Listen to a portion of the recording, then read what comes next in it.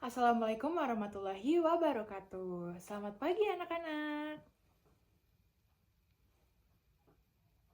Baik, sebelum memulai pembelajaran pada hari ini, sebaiknya kita awali dengan berdoa. Untuk ketua kelas di kelas ini, Ibu persilahkan untuk memimpin doa untuk kelas hari ini.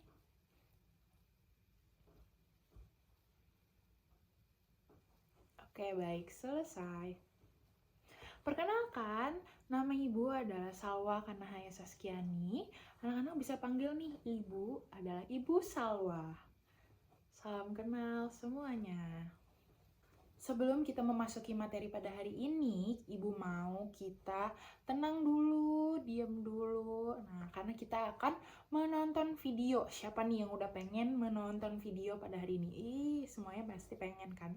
Nah, sebelum kita nonton videonya, Ibu mau kita tepuk diam dulu.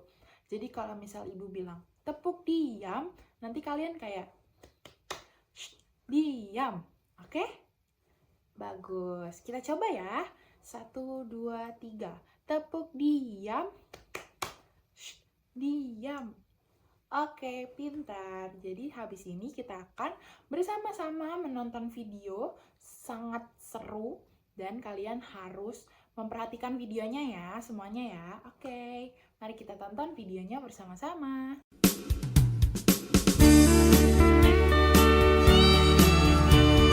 Gempa bumi jadi tsunami, kebakaran hingga banjir bandang. Pikirkan keselamatan untuk diri juga keluarga.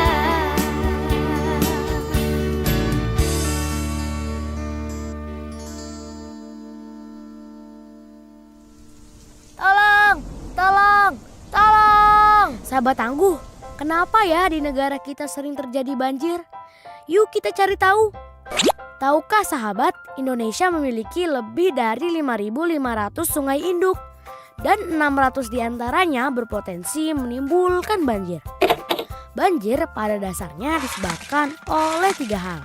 Pertama, kegiatan manusia yang berdampak pada perubahan alam. Kedua, peristiwa alam seperti curah hujan sangat tinggi, kenaikan permukaan air laut, dan lain sebagainya. Ketiga, degradasi lingkungan seperti hilangnya tumbuhan penutup tanah, pendangkalan sungai, penyempitan alur sungai, dan sebagainya. Dampak banjir sendiri cukup mengerikan sahabat tangguh.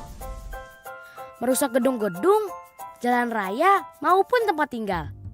Selain itu, banjir juga dapat menimbulkan erosi, bahkan tanah longsor, serta pencemaran lingkungan. Tak hanya itu, kotoran dan binatang yang terbawa air banjir dapat menimbulkan berbagai penyakit seperti diare, infeksi saluran pernapasan, hingga penyakit kulit. Hal yang harus kita lakukan ketika terjebak banjir adalah jangan takut dan panik. Matikan aliran listrik di rumah atau segera hubungi petugas untuk mematikan aliran listrik di wilayah yang sedang terkena bencana.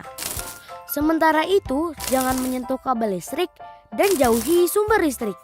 Mengungsi ke daerah aman atau daerah yang lebih tinggi atau posko banjir sedini mungkin saat genangan air masih memungkinkan untuk dilewati. Jika air terus meninggi, hubungi instansi yang terkait dengan penanggulangan bencana. Sahabat tangguh, kita harus kenali juga bahaya saat banjir. Arus air di saat banjir yang sangat kuat dan bisa menghanyutkan. Hindari benda-benda yang terbawa arus seperti potongan pohon, kayu, benda-benda lainnya agar tidak terbentur. Waspadalah dengan bahaya listrik yang diakibatkan terkelupasnya kabel atau putusnya kabel dan juga akibat rubuhnya tiang listrik. Nah sahabat tangguh, saat banjir telah surut, jangan langsung gembira.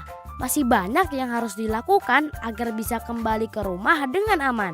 Di antaranya membersihkan rumah. Gunakan air dan disinfektan untuk menghindari kuman. Keringkan dengan sempurna peralatan listrik seperti saklar, stop kontak, dan kabel-kabel yang sempat terendam banjir sebelum digunakan kembali. Bersihkan tempat penyimpanan air, bersihkan dapur dan peralatannya dengan baik dan hati-hati. Gunakanlah sepatu boots dan sarung tangan di saat membersihkannya.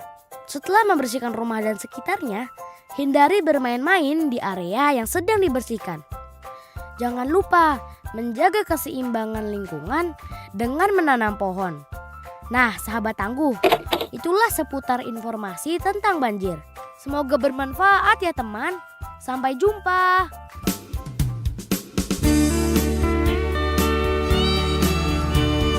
Gempa bumi jadi tsunami, kebakaran hingga banjir bandang. Pikirkan keselamatan untuk diri juga keluarga.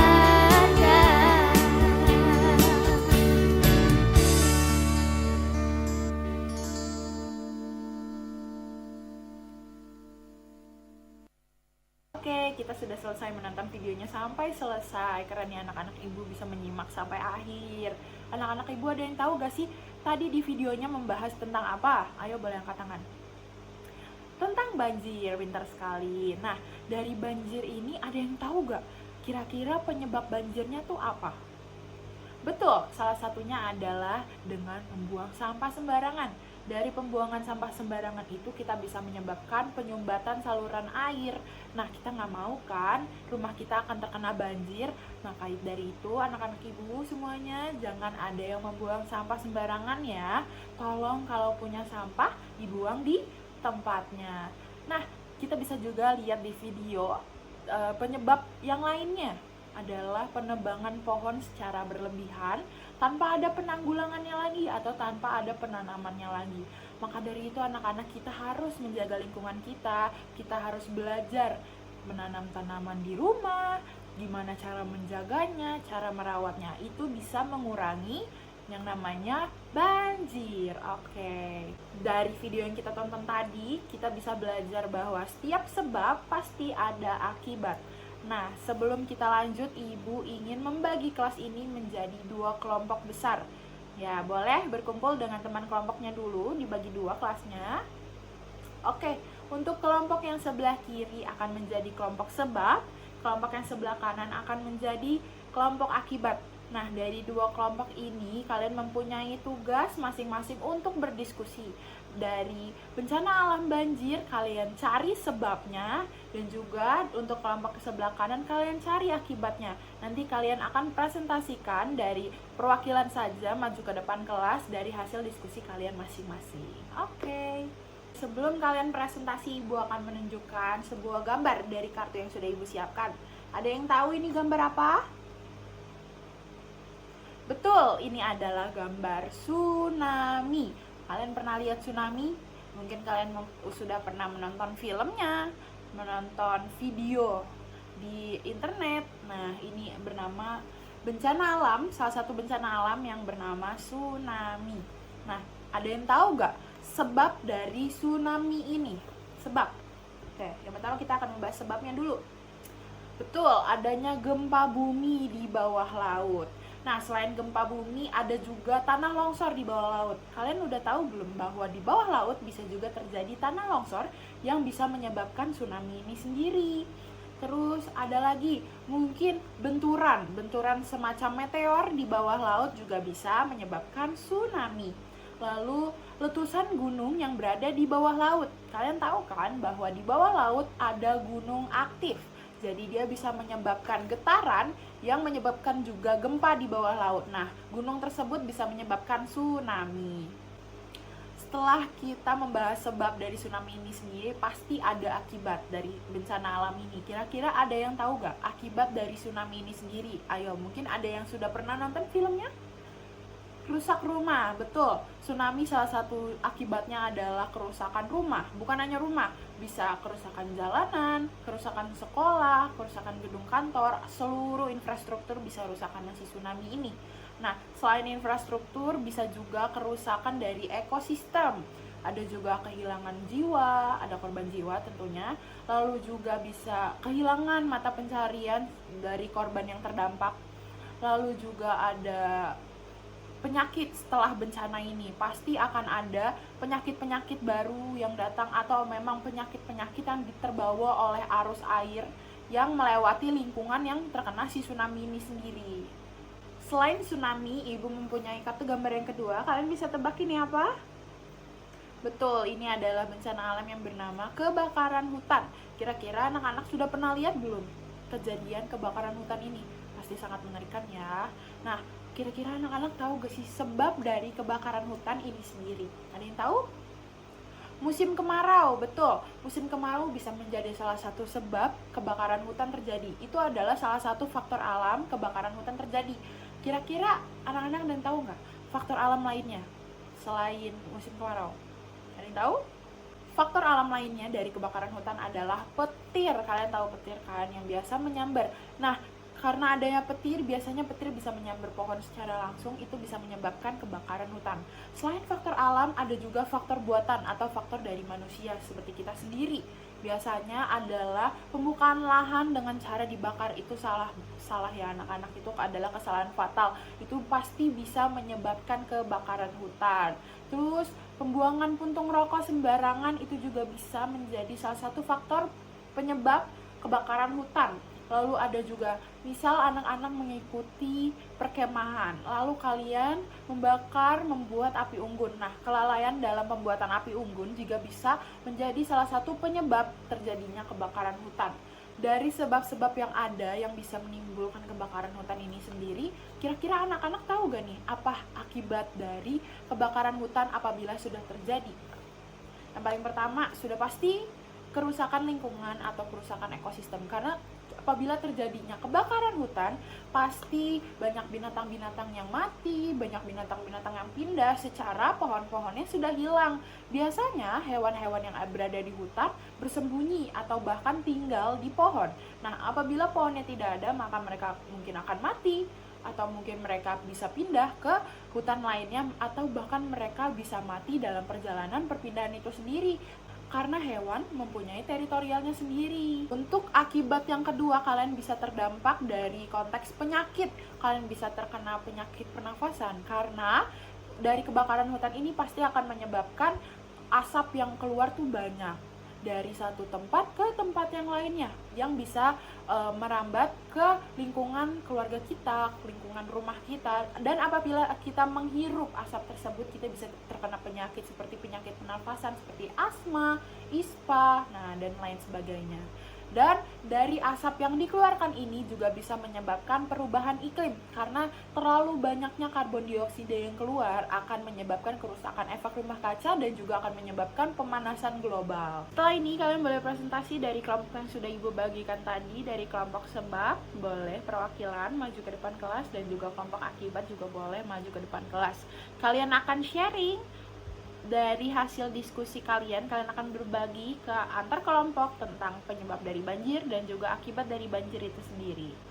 Setelah ini Ibu akan membagikan lembar kerja untuk anak-anak semuanya yang bisa kalian kerjakan dengan teman sebangku kalian, teman semeja kalian, atau teman sebelah kalian.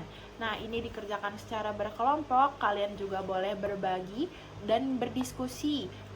Materinya masih sama tentang penyebab dan akibat dari banjir itu sendiri, namun kalian boleh berdiskusi dan menulis di tabel berikut untuk hasil diskusi kalian. Silakan dikerjakan. Setelah kalian mengerjakan lembar kerja tersebut, Ibu akan ada kuis. Kuisnya nanti akan Ibu tayangkan di depan di proyektor. Nah, kalian boleh mengisi ini secara individu ya. Nanti kalian tulis di kertas dan akan Ibu koreksi berbarengan dengan lembar kerja kalian tadi. Untuk materi hari ini keren banget anak-anak Ibu. Boleh tepuk tangannya dulu untuk kita semua. Oke. Nah, dari materi hari ini ada nggak sih yang bisa menyimpulkan materi hari ini itu berisi tentang apa? Boleh angkat tangan. Oke, boleh silakan disampaikan kesimpulannya. Ya, betul. Dari materi hari ini kita bisa simpulkan bahwa kita sebagai manusia yang hidup di lingkungan alam, kita harus menjaga lingkungan kita sendiri supaya tidak terjadi hal-hal yang tidak diinginkan. Salah satunya adalah bencana. Banyak bencana-bencana yang disebabkan oleh manusia seperti kita ini. Maka dari itu, dari kita sendiri pun kita harus paham, kita harus sadar tentang lingkungan kita. Kita tidak boleh. Yang paling gampang untuk dihindari adalah untuk tidak membuang sampah sembarangan. Lalu yang kedua, kita harus menjaga lingkungan kita. Kita harus belajar menanam pohon di rumah, bisa mungkin di depan rumah. Itu juga bisa membantu untuk menjaga lingkungan kita. Kita juga bisa untuk selalu bersih-bersih. Mungkin kalian ada di antara kalian yang ikut mungkin setiap hari Sabtu atau Minggu membantu ayah atau ibunya bekerja bakti di lingkungan. Nah, itu bagus banget ya anak-anak. Jadi itu adalah salah satu cara untuk menjaga lingkungan kita. Apakah ada pertanyaan anak-anak untuk materi kita hari ini? Tidak ada. Keren ya anak-anak, ibu mungkin sudah paham semua ya dari materi yang sudah ibu sampaikan pada hari ini. Oke, baik, karena pertemuan kita pada hari ini untuk pembelajaran bahasa Indonesia ini telah selesai, ibu akan akhiri di sini. Namun sebelum ibu tutup kelas pada hari ini, lebih baik kita menutup kelas juga dengan doa, karena tadi kita sudah memulai dengan doa. Untuk ketua kelas boleh dipimpin lagi. Oke, baik. Selesai. Wassalamualaikum warahmatullahi wabarakatuh. Sampai bertemu di pertemuan berikutnya.